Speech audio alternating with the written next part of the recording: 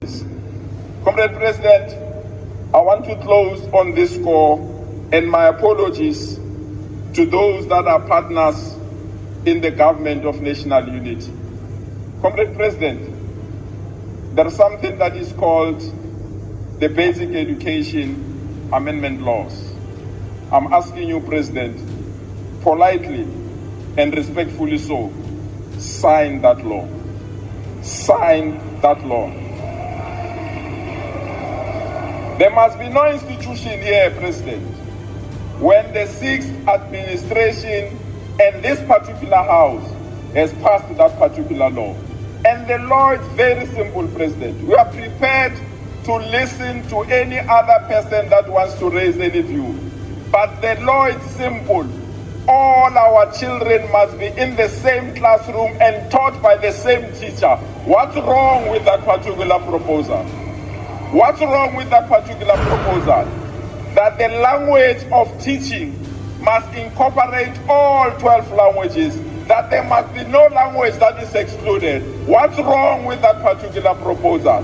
That every child that is in ECD must be a formal education system starting from ECD. What's wrong with that particular proposal? And therefore, President, sign that particular law. We'll debate later with all other people. Thank you so much. We do not believe that the President should sign the Bella Bill into law tomorrow. Among other issues, we believe the bill compromises the rights of children to mother tongue education. And that's why I met the President on Bella yesterday. And I really hope that we can find a common way forward. South Africa's education system could be on the brink of major changes with the Bella Bill. But why is the DA opposing it so strongly? Could this issue be serious enough for the DA to reconsider their space in the government of national unity? Let's break it down.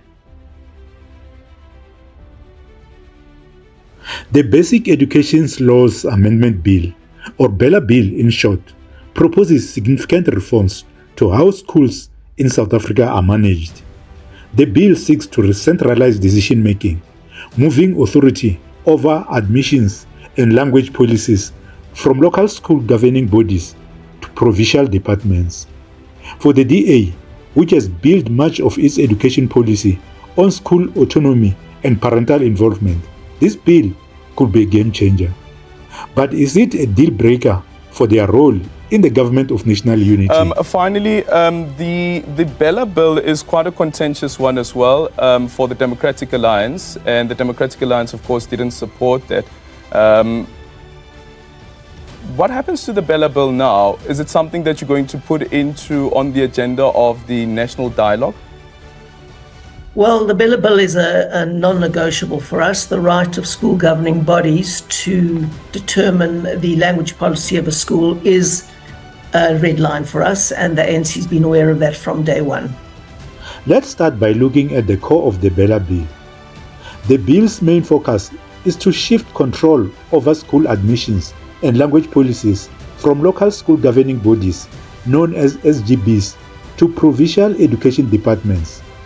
The goal, according to the department, is to promote fairness and equal opportunity across the country. However, the Democratic Alliance sees it differently. For the DA, this move threatens the very foundation of their education policies. The party has always supported local governance, parental involvement, and the protection of cultural and linguistic rights, especially for African-speaking communities. The Bella Bill's centralization of power is seen as an attack on these principles. Now, what does this mean for the DA's future? First, it's clear the bill undermines school autonomy, which is crucial to their voter base. If the Bella Bill passes, it could diminish the influence of communities and parents in DA-led municipalities and provinces. And this won't just affect governance, it's also about identity.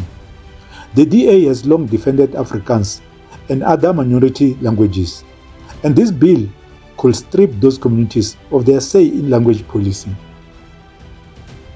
But beyond education, the stakes are even higher. The DA is part of the government of national unity, working alongside the ANC and other political parties. Could the Bella Bill be a deal breaker for the DA's involvement in the GNU? The party may find itself at odds with other coalition members, as their stance on the bill could paint them as defenders of privilege if framed incorrectly by opponents. The question many are asking: could the DA pull out of the government of national unity over the Bella Bill? While education is a core issue for the DA, pulling out of the GNU will be a drastic step. The DA has committed to the unity government, which is focused on addressing broader issues like economic recovery and governance reforms. But if the Bella Bill becomes law, it might force the DA to reconsider its priorities and whether being part of this coalition aligns with their values. It's a delicate balancing act. Staying in the GNU while fiercely opposing such a pivotal piece of legislation could strain their position. It's not an easy decision. Walking away from the GNU could cost the DA politically, but compromising on the Bella Bill may alienate their core supporters. Ultimately, this could be a defining moment for the party's future in both education policy and Ladies national and gentlemen, I politics. now want to move to an explanation of the DA's approach to relations with the ANC inside the GNU. And I want to be very, very clear about something. With 22% of the vote, the DA cannot get everything it wants inside the government. It would be undemocratic if we were to do so.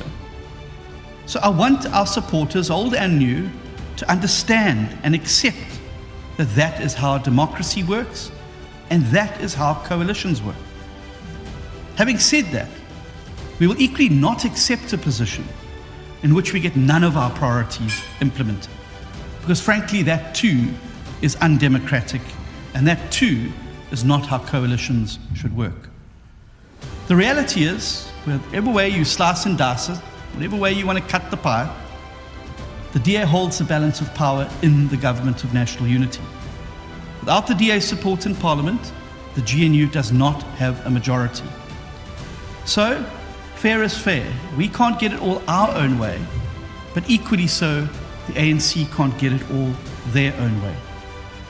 And our first instinct inside the GNU, an approach to managing matters inside the GNU, will always be to find common interest and common ground in order to put South Africa first. And we've already proven that, and we're working hand in hand with the ANC on every initiative that seeks to grow the economy, create jobs, and drive our country forward. And there's a long list of overlapping policies we have agreed on. And when the medium-term development plan comes out, which has been the subject of the Cabinet Lekgotla, which we believe is a very, very good meshing of the manifestos of the variety of parties, which is going to be the blueprint for the next 5 years towards 2029, large numbers of DA issues are represented there. Issues that the ANC have put on the table that we agree with are represented there. Some of the issues from some of the smaller parties with which we also agree are represented there. And we will take hands and work very hard to make sure that that medium-term development plan, when it's unveiled later this year, becomes the key document that guides us forward over the next 5 years, urges us on, but also against which we can be measured and held accountable as a government as we work to achieving those key goals in the medium-term development plan. But I want to also be clear that what we will not do is to shy away from conflict when we are confronted with serious and lasting damage to our country or its constitution or the things that underpin our democracy. And so, for example, we do not believe that the President should sign the Bella Bill into law tomorrow. Among other issues, we believe the bill compromises the rights of children to mother tongue education. And that's why I met the President on Bella yesterday. And I really hope that we can find a common way forward. But if the President does go ahead tomorrow and sign the Bella Bill, we will have to consider all of our options on the way forward. In a multi-party government, Leaders need to respect the constraints and imperatives of their partners. And any leader that tries to ride roughshod over their other partners will pay a price, because their time will come when the shoe is on the other foot, and they will need the understanding of those partners in turn. That is how coalitions work. So, the Bella Bill isn't just a debate about school governance.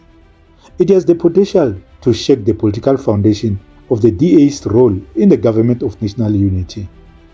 Will they fight to preserve school autonomy, or will the pressure to stay in the GNU push them to compromise? Only time will tell. What's your take on this? Should the DA pull out of the government of national unity if the Bella Bill passes, or should they stay and fight for changes from within? Let us know your thoughts in the comments. Don't forget to like this video, subscribe to the channel and hit the notification bell so you don't miss our next update. I'm Gondos and this is Inkari. It's time. Thanks for watching.